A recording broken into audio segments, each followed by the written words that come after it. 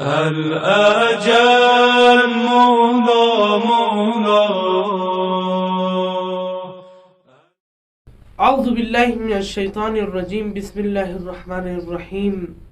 امام عصر جب تشریف لائے ہمیں وہ 313 میں پائے، ہم اپنے آپ کو ایسا بنائے ہمیں وہ 313 میں پائے. السلام علیکم یا صاحب العصر والزمان.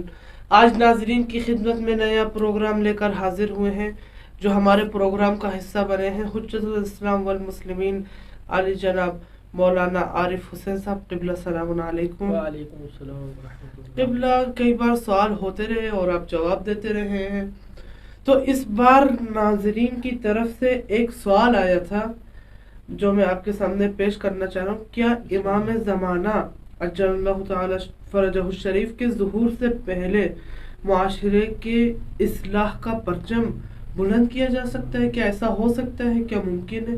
تو آپ اس کے اوپر کیا دلیل ہوگی؟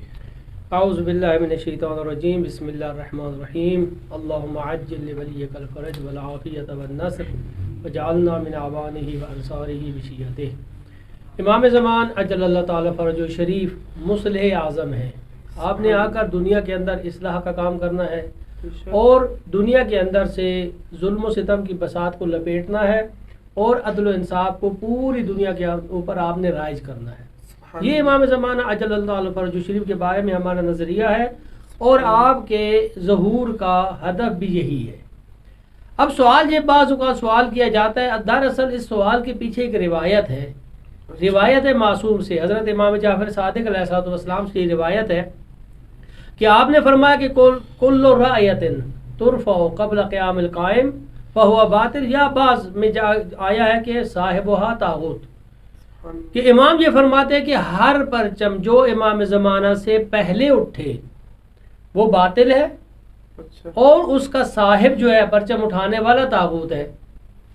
اس روایت کو دیکھ کر بعض لوگوں نے یہ شبہ ڈال دیا کہ امام زمانہ چونکہ مصلح اعظم ہے، انہوں نے آ کر اصلاح کا کام کرنا ہے، تو کسی کو بھی امام زمان سے پہلے کوئی بھی اصلاح کا پرچم نہیں اٹھانا چاہیے، چونکہ امام کی اس فرمان کے مطابق کہا کہ وہ فہو باطل کہا ہے یا کہا ہے کہ صاحب و طاغوت. اب یہ ایک شبہ ڈال دیا گیا ہے، جو مخالفین امام زمانہ ہیں، جو اس نظریے کے مخالف ہیں، انہوں نے ڈال دیا کہ بھئی اگر انہوں نے اگر اصلاح کا کام کرنا ہے تو ان سے پہلے اصلاح کا کام نہیں ہونا چاہیے. تو در حقیقت یہ شبہ ہے. اس کے شبہ کے میں 3 طرح کے احتمالات ہیں. 2 احتمال امام خمینی رحمۃ اللہ علیہ نے دیے ہیں اور ایک احتمال کسی اور بزرگوار کا ہے. وہ امام یہ فرماتے ہیں کہ اس روایت سے مراد یہ ہے، پہلا احتمال اس کا یہ ہے کہ یہ روایت در حقیقت امام زمان کے ظہور کی نشانیوں اور علامات میں سے ہے.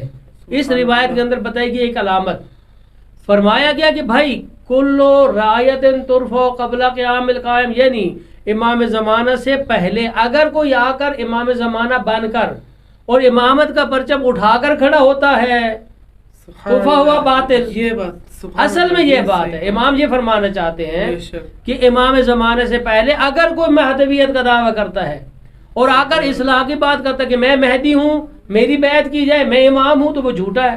بے شک اس لیے امام نے فرما دیا فہو باطل. اور دوسرے احتمال اس کا یہ ہے کہ بھائی امام زمانے سے پہلے ہمیں کیا کرنا چاہیے، ہاتھ پہ ہاتھ دھر کے بیٹھے رہے اور کچھ بھی نہ کریں، اصلاح کا کوئی کام نہ کریں. تو عقل یہی کہتی ہے کہ جو پہلا نظریہ وہ ٹھیک ہے.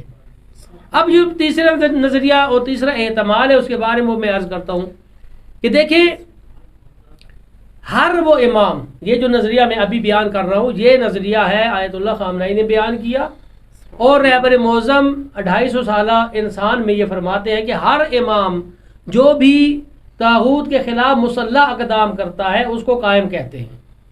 اچھا جی، انہوں نے یہ نظریہ قائم کیا اور فرماتے ہیں کہ طاغوت کے خلاف جو بھی اٹھے گا وہ قائم ہوگا. امام جعفر صادق علیہ الصلوۃ والسلام اپنے دور میں بنی امیہ کے خلاف مسلح جد و جہد کے لیے تیاری کر رہے تھے. امام جعفر صادق کیا کر رہے تھے؟ تیاری کر رہے تھے. در حقیقت اس تیاری کے مقابلے میں بنی عباس نے اپنا پرچم اٹھایا اور بنی عباس نے لوگوں کو اپنے پرچم تلے جمع کیا بنی امیہ کے خلاف.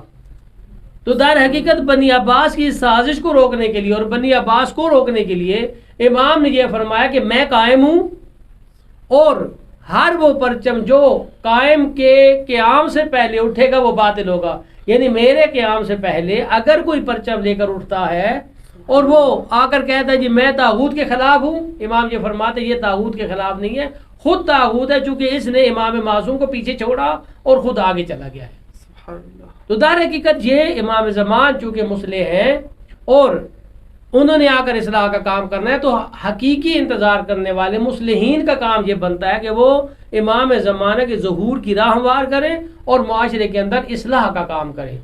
اصلاح نفس، فردی طور پر بھی اصلاح، گھر کے اندر اصلاح، اور پھر باہر نکل کر معاشرے کی اصلاح یہ کی جا سکتی ہے، اور یہ عین وہی کام ہے جو امام زمانہ چاہتے ہیں. قبلہ سبحان اللہ، ماشاء اللہ، خدا آپ کی توفیقات میں مزید اضافہ فرمائے. یہ تھے حجت الاسلام والمسلمین عالی جناب مولانا عارف حسین صاحب. امید ہے آپ نے ان کے بیان سے استفادہ کیا ہوگا. انشاءاللہ آئندہ نیا پروگرام لے کر ناظرین کی خدمت میں حاضر ہوں گے. جب تک کے لیے اپنے میزبان رضا رضوی اور 313 اسٹار ٹیم کو اجازت دیجیے. والسلام علیکم ورحمۃ اللہ وبرکاتہ.